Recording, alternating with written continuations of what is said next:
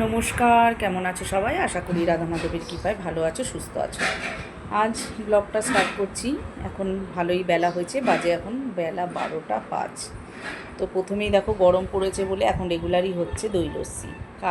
কাল হয়েছিল আমাদের দই লস্যি, খেলাম না কালকেও, আজও হয়েছে দই লস্যি। সবার খাওয়া হয়ে গেছে, আমারটা আর ছোটো জনেরটা রয়েছে।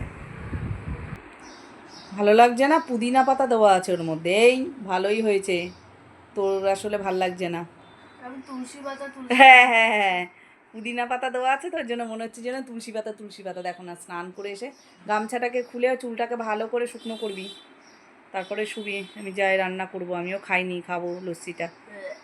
পুদিনা পাতা দেওয়া ওর জন্য ভালো খাওয়া পুদিনা পাতা। ওর পুদিনা পাতাটা ঠিক ভালো লাগছে না, কিন্তু আমাদের খুব ভালো লেগেছে।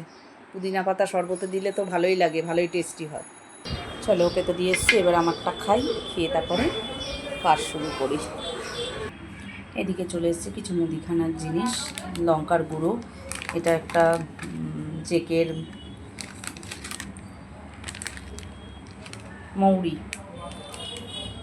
মৌরিটা অল্প কেটেছি, কেটে একটু রেখে দিয়েছি আলাদাভাবে নিরামিষভাবে, আর এটাকে এখানে রাখলাম। এখানে নিয়ে এসছে দেখো কালো জিরে শেষ হয়ে গেছিলো, 5 ফোড়ন শেষ হয়ে গেছিলো, নিয়ে এসছে। এখানে রয়েছে একটা জেকের পোস্ত, লঙ্কার গুঁড়ো, হলুদ গুঁড়ো, এইগুলো এসছে। এখন রান্নাবান্না এখনও শুরু করতে পারিনি, এবার শুরু করবে। এদিকে এসছে আমের চাটনি খাবে, সেজন্য দেখো নিয়ে চলে এসছে আম। এদিকে নিয়ে এসছে কিছুটা ঢ্যাঁড়স, কালকেও বেশ কিছুটা সবজি এনেছে, সেগুলোও রয়েছে। আজকে আবার নিয়ে এসছে, তবে ঢ্যাঁড়সটা আজকে দেখো খুব ভালো পেয়েছে, খুব সুন্দর, একদম ছোট ছোট, একদম কচি ঢ্যাঁড়সগুলো, খুব ভালো ঢ্যাঁড়স। আর এদিকে এসছে বেশ কিছুটা এঁচোড়, আজকে বলেছি একটু এঁচোড় চিংড়ি খাবো, তার জন্য এঁচোড় নিয়ে এসছে। আর একেবারে দেখো কেটে কুটে ছোট ছোট টুকরো করে দিয়েছে এঁচোড়টা, এটা রান্না করবো। এসছে বেশ কিছুটা রসুন, তো সব কিছু চলে এসছে, এবার জোগাড় করে নিয়ে বসে পড়বো রান্না করতে। দেখো দুপুরে রান্না করতে, আজকে রান্না করছি দই কাতলা। তার জন্য কাতলা মাছটাকে নুন, হলুদ আর একটু সাদা তেল দিয়ে মেখে রেখে দিয়েছি। আর ওইদিকে কড়াই গরম হতেও বসিয়ে দিয়েছি, তাতে দিয়ে দিয়েছি তেল। এবারে আমি মাছগুলোকে ভেজে নেব।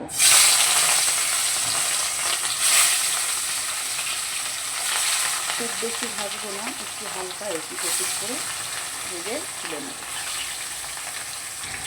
এবার দেখো মাছটাকে আমি উল্টিয়ে দেবো, একটু হালকা করে করে ভাজবো।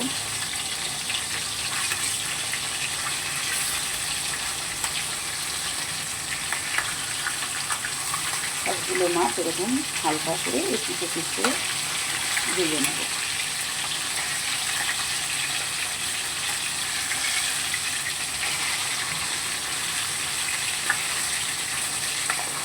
খুব বেশি মুচমুচে করে ভাজবো না।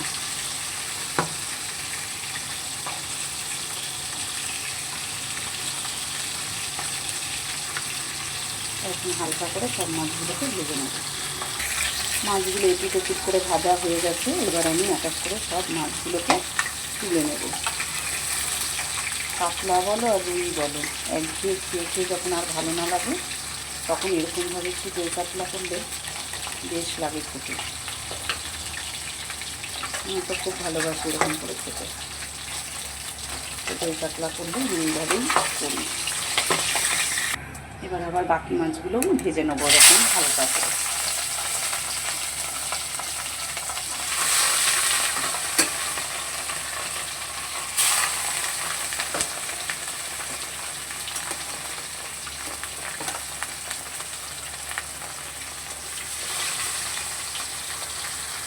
যতক্ষণ ওখানে মাছটা ভাজা হচ্ছে ততক্ষণ আমি দেখো এদিকে রেডি করে নিয়েছি। মিক্সির মধ্যে আদা জিরে বাটাই ছিল, তার মধ্যে আমি রসুন আর পেঁয়াজ দিয়ে দিচ্ছি একসাথে পেস্ট করে নেব বলে। আর এদিকে দেখো নিয়ে নিয়েছি মৌরি, পোস্ত আর কয়েকটা কাজু, এটাকে একটু জলে ভিজিয়ে রেখে দেবো কিছুক্ষণের জন্য, এটাকে পেস্ট করে নেব। দারুণ লাগে, একবার এইভাবে করে খেয়েও। দিয়ে দিলাম ঝালের জন্য গোটা কয়েক কাঁচা লঙ্কা। এবার এটাকে ঝট করে পেস্ট করে নেব। মাছগুলো ভেজে তুলে নিয়েছি, এবার ওই তেলের মধ্যে দিয়ে দেব দুটো তেজপাতা, দিয়ে দিলাম কটা গোটা শুকনো লঙ্কা, গোটা গরম মশলা দেওয়া যায় শেষ হয়ে গেছে, তো এবার দিয়ে দিলাম মশলা বাটা।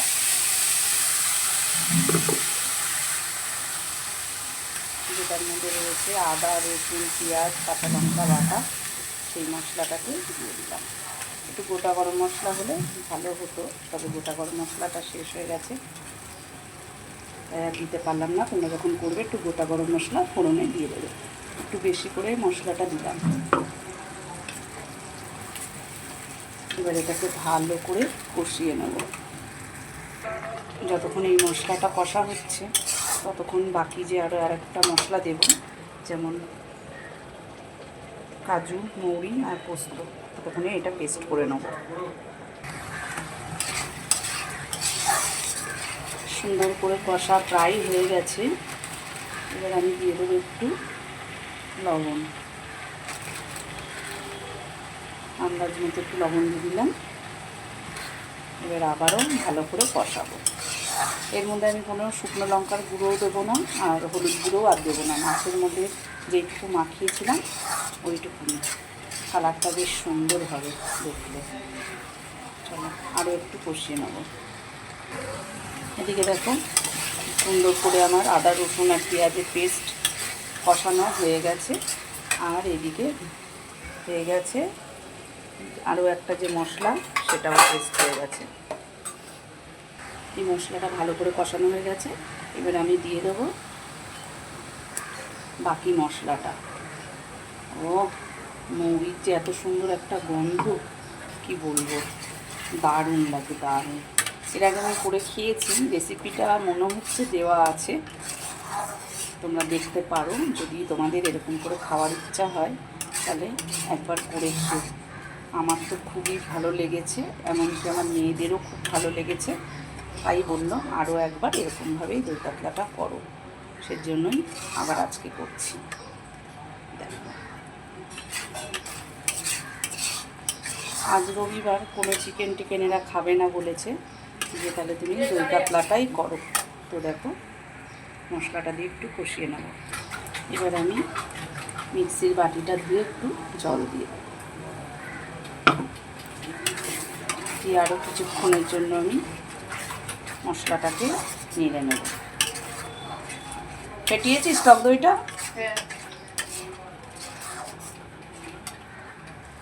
ভালো করে মশলাটা আমার কষানো হয়ে গেছে। এবার আমি দেবো টক দইটা। টক দইটা দেখি, দেখো টক দইটা সুন্দর করে ফেটানো হয়ে গেছে সামান্য একটু লবণ দিয়ে। এবারে টক দইটা দিয়ে দেবে। আর টক দইটা দেওয়ার সময় খুব সুন্দর করে নাড়তে হবে, নাড়ানো বন্ধ করলে হবে না, তাহলে এটা দলা পেকে যাবে। তার জন্য এটা অনবরত নাড়তে হবে। একটু জল নে, এই যে বাটিতে জল আছে, মিক্সির বাটিতে, একটু জল দিয়ে ওটা দিয়ে দে। দেখো টক দইটা দেওয়ার পরে কালারটা যেন আরও সুন্দর হয়ে গেল।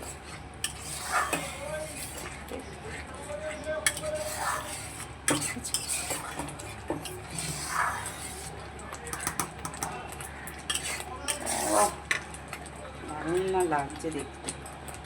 জলটা দে, বাটিটা ধুয়ে একটু জল দিয়ে দিলাম।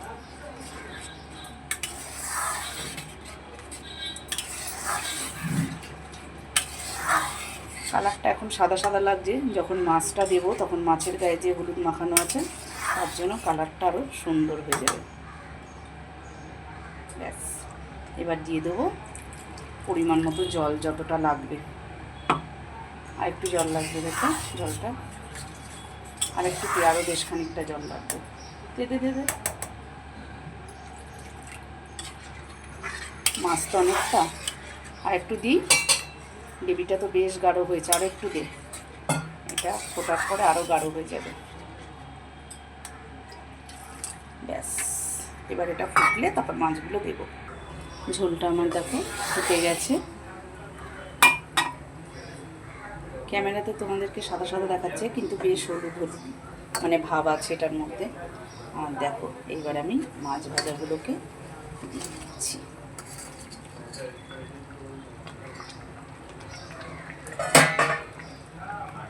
মাছ ভাজাগুলোকে দিয়ে দিলাম, দিয়ে এবার ভালো করে মাছ ভাজাগুলোকে মিশিয়ে দিলাম ঝোলের মতো। বেশ কিছুক্ষণের জন্য আঁচটা কমিয়ে দিয়ে আমি এটাকে ঢাকা দিয়ে দেবো।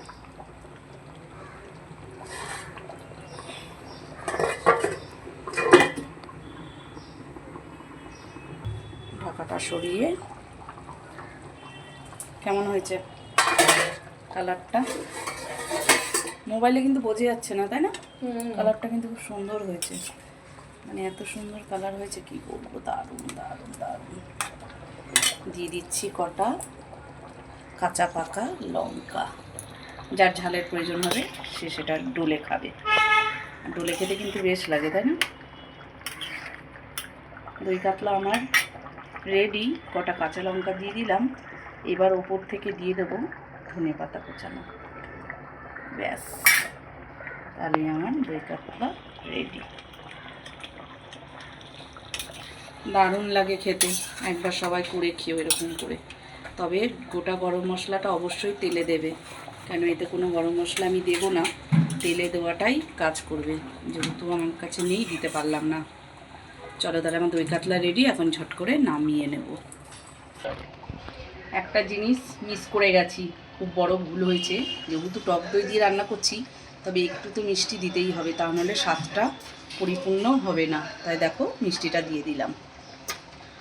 দিয়ে এবার ভালো করে নেড়ে নিয়ে, যেহেতু চিনিটা দিলাম তাই 1 মিনিট একটু ফুটিয়ে নেব, নিয়ে তারপরে নামিয়ে নেব। মাছটাকে দেখো নামিয়ে নিয়েছি, দারুণ লাগছে না দেখতে? আরেকটু ধনেপাতা ছিল, সেটা একদম উপর থেকে দিয়ে দিলাম। বাও, সুন্দর লাগছে। কড়াইটা ধুয়ে বসিয়ে দিয়েছি, এবার তাতে দিয়ে দিচ্ছি তেল। আজ করব এঁচোড় চিংড়ি, তো প্রথমে চিংড়ি মাছটাকে ভেজে নেব। এদিকে দেখো নুন হলুদ দিয়ে এঁচোড় আর আলুটাকে ভাপিয়ে ফেলেছি। তেলটা গরম হয়ে গেছে, নুন হলুদ মাখানো চিংড়ি মাছটাকে ভেজে নেব।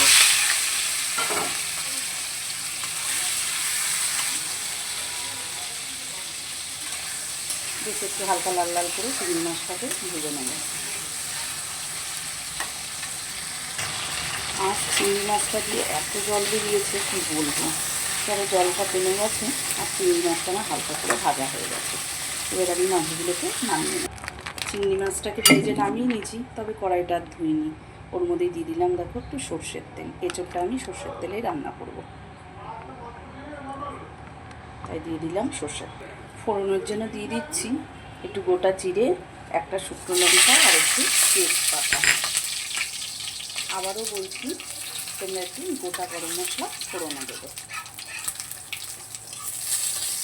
ফোড়নটা হয়ে গেছে, এবার আমি বেশ খানিকটা পেঁয়াজ কেটে দিয়ে দিলাম। অনেকে নিরামিষভাবেও করে আদা জিরে বাটা দিয়ে, আমি সেইভাবেও করেছি, তবে আজ আমি একটু পেঁয়াজ দিয়ে করবো। পেঁয়াজটার মধ্যে দিয়ে দিচ্ছি খানিকটা লবণ, যাতে পেঁয়াজটা নরম হয়ে যায়। পেঁয়াজটা একটু নরম হয়ে গেছে, এবার আমি মশলা দিয়ে দেবো। ওই একই মশলা, আদা জিরে শুকনো লঙ্কা, শুকনো লঙ্কা না, তেজপাতা, আদা জিরে পেঁয়াজ রসুন একসাথে যেটা পেস্ট করেছিলাম, দই কাতলায় দিয়েছি, সেই মশলাটাই আমি এতে দিয়ে দিলাম। তোমরা চাইলে আদা জিরে বাটা দিয়ে করতে পারো, আমি সেটাও খেয়েছি, তবে আজ আমি একটু পেঁয়াজ রসুন দিয়ে বানাচ্ছি। এর মধ্যে দিয়ে দেবো আমি হলুদ গুঁড়ো, লঙ্কার গুঁড়ো, কাঁচা লঙ্কা বাটা আছে তাই একটু অল্প করে লঙ্কার গুঁড়ো দিয়ে দিলাম। দিয়ে ভালো করে মশলাটাকে আমি কষিয়ে নেব।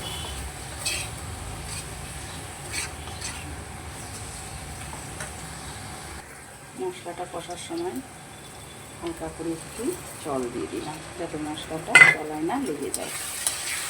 এবারে ভালো করে মশলাটাকে কষিয়ে নেবো, যাতে পেঁয়াজ রসুনের গন্ধটা চলে যায়। আর দিয়ে দেবো একেবারে একটু সামান্য করে একটু চিনি। এবার খুব ভালো করে কষাবো। খুব সুন্দর করে মশলাটা আমার কষা হয়ে গেছে, আর দেখো মশলা থেকে তেলও ছেড়ে দিয়েছে।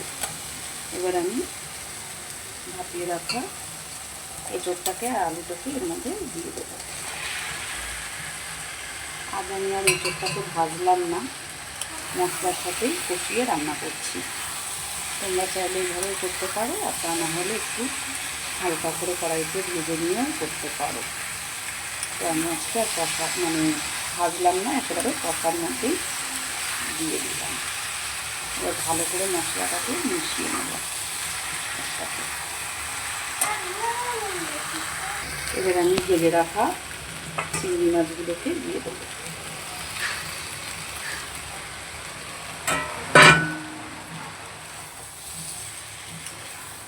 এইসব তোমাদের কার কার ভালো লাগে আমাকে বলো, আমার তো খুবই প্রিয়। আর সে চিংড়ি মাছ দিয়ে দাও বা নিরামিষই করে দাও, তাতে আমার কোনো ব্যাপার না, আমার যেভাবে দেবে সেভাবেই ভালো লাগে খেতে।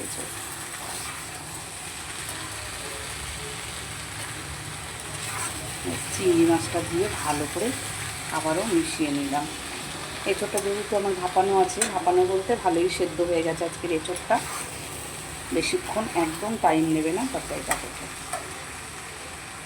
আর একটু গরম জল বসিয়ে দিচ্ছি এঁচোড়টাতে দেবো বলে। খুব ভালো করে মশলা কষে এঁচোড়ের সাথে মশলাটা মিশে গেছে। এবার আমি দেখো জলটা গরম করলাম যে, সেটাকে দিয়ে দিলাম। আর বেশিক্ষণ লাগবে না, এবার একটু ফুটলেই ব্যাস, তারপরেই হয়ে যাবে এঁচোড় চিংড়ি।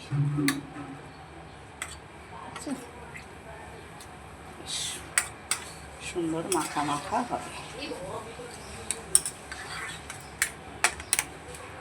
দিয়ে দিলাম জল, হয়ে গেল। এবার এটাকে আমি ঢাকা দিয়ে দেবো কিছুক্ষণের জন্য ফোটার জন্য।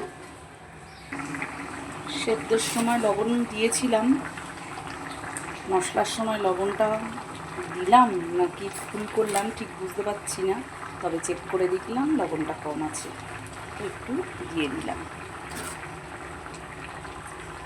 আজকে আমার মনে হচ্ছে যে খুব ভুল করছি, কে জানে নুনটা দিলাম নাকি দিলাম না, তবে একটু চেক করলাম। আজকে চেক তো খুব একটা করি না, একটা ডাউট হলো মনে, তখন চেক করে দেখলাম যে লবণটা অনেকটাই কম, সেই জন্য একটু লবণ দিয়ে দিলাম। এরকম খুব একটা আমার হয় না, লবণ যা দিয়ে একদম সেম, আর আমি একদমই এরকম করে দেখি না, কিন্তু আজকে মনে হলো, আমার মনে হচ্ছে নুনটা দিইনি বা কম দিয়েছি, সেই কারণে আবার একটু দিয়ে দিলাম। একটু ভুল হয়ে গেলে তোমরা ক্ষমা করে দিও। এবার নামানোর আগে দিয়ে দিচ্ছি একটু শাহি গরম মশলা, যেটাতে টেস্টটা আরও সুন্দর আনবে। দিয়ে দিলাম শাহি গরম মশলা। এঁচোড় আর আলুটাকে যেহেতু আজকে সেদ্ধ করে নিয়েছি একটু বেশিক্ষণ, সের জন্য আর বেশিক্ষণ লাগলো না রান্নাটা হতে। আর একটু দিয়ে দিচ্ছি ওপর থেকে ঘি। ওয়াও, ব্যাস হয়ে গেল সমস্ত কিছু দেওয়া, আর হয়ে গেল আমার রান্না। তাহলে চলো আজকের ভিডিওটা এই পর্যন্তই। তোমরা সবাই ভালো থেকো, সুস্থ থেকো। আমার ভিডিওটা ভালো লাগলে একটা লাইক করো, নতুন হলে এটা সাবস্ক্রাইব করো, শেয়ার করো। চলো।